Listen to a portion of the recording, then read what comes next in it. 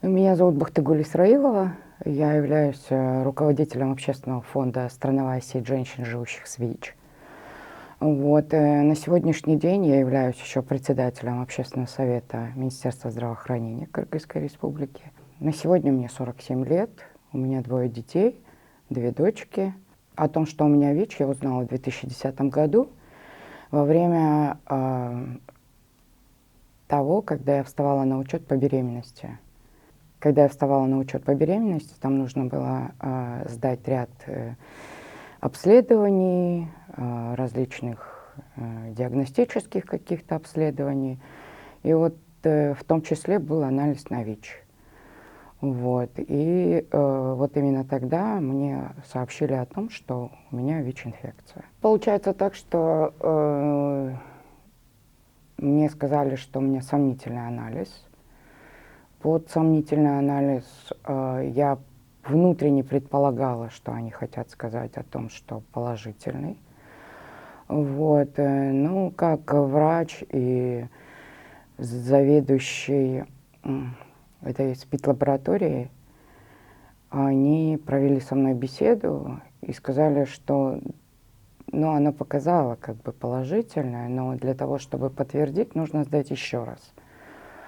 Впервые услышав о том, что у меня ВИЧ-инфекция, конечно, был шок, конечно, был вообще очень такие чувства настолько неприятные, настолько я почувствовала, что все, жизнь закончилась, мир обрушился уже. Было очень много советов со стороны врачей, чтобы избавиться от ребенка, но ребенок был желанный. Я уже впоследствии, когда я приняла диагноз и что я буду с ним жить, это был очень долгий путь принятия диагноза. Это было очень тяжело, это был долгий путь, наверное, к тому, чтобы взять себя в руки.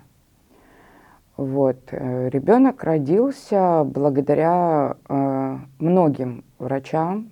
Они говорили, что все будет хорошо, что ребенок родится здоровый. Главное, нужно следовать рекомендациям и принимать препараты, антиретровирусную терапию и минимизировать риск передачи от матери к ребенку. И когда ты соблюдаешь это, и когда все риски сводятся к нулю, это родить нужно было путем кесарево сечения, это нужно было принимать антиретровирусную терапию, это нужно было действительно очень много поддержки, позитивной поддержки, это нужно было очень много усилий сделать над собой, чтобы действительно не опустить руки. Ребенок в итоге родился здоровым, нормальным. Единственное, мы тоже предусмотрели не кормить грудью на тот момент, несмотря на то, что я принимала РТ-препараты, несмотря на то, что у меня анализы были в порядке. Это нулевая вирусная нагрузка, это хорошие CD4, это определенные такие анализы при ВИЧ-инфекции. При таких показателях, при кесаревом сечении, отказа от грудного вскармливания, ребенок родился здоровым. Ребенку сейчас 9 лет. Ребенок ничем не отличается от других. Ребенок способный. На сегодня он изучает английский язык, занимается скрипкой, фортепиано, рисует очень красиво.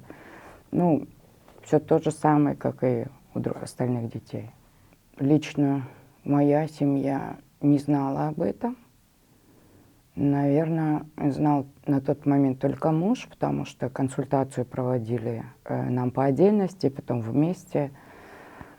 И он в тот момент, конечно, поддержал, потому что С другой стороны, это тоже был и его ребенок. И этот ребенок, в принципе, объединял, и ребенок был желанный. Вот. И, ну, за то, что я благодарна, за то, что он действительно поддержал и не отказался. И воспринял эту информацию очень так нормально и сказал, чтобы мы не сдавались и шли вместе. И только вместе мы сможем преодолеть все сложности, все трудности.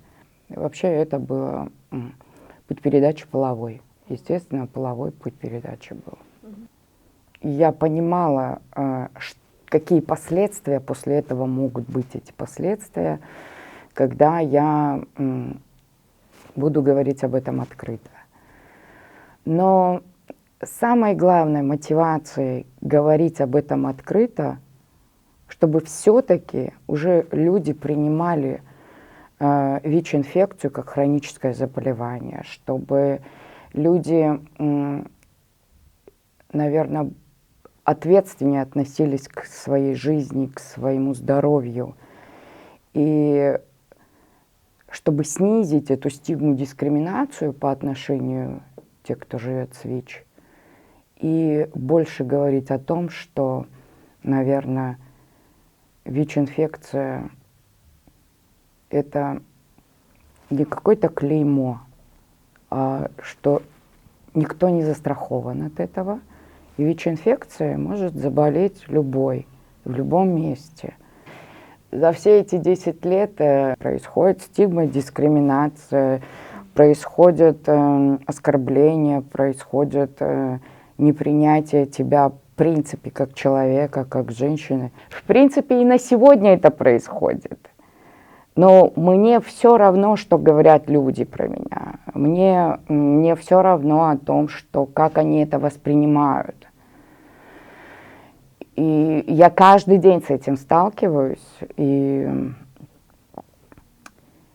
ну, конечно, не так, как это было раньше. А вот, наверное, я никогда не забуду тот факт, когда я пошла на прием к врачу, у меня болело ухо, и мне нужно было там провести какие-то лечебные процедуры.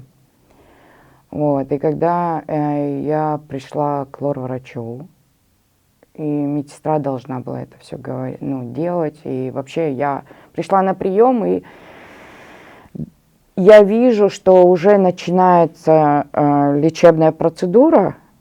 Во-первых, при любой процедуре медицинский работник должен надевать перчатки. И тогда я сказала, у меня ВИЧ-инфекция, оденьте перчатки. И вот когда они услышали, что у меня ВИЧ-инфекция, медсестра сразу отложила все инструменты. Врач сказала, мы не будем тебя обслуживать, ты спишь со всеми подряд, ты выйди, мы не будем тебя обслуживать. За дверью стоял муж и ждал, когда закончится прием. Ну, в этот момент, конечно, мне было настолько неприятно, и настолько это было, наверное, я была не готова к тому, чтобы вот так говорили, что-то вот как-то прям выгоняли из кабинета.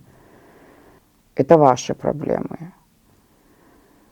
Ну, вот этот, наверное, момент, который вот очень сильно врезался мне в память. Конечно, это было очень так неприятно и некрасиво, то, что, может быть, здесь и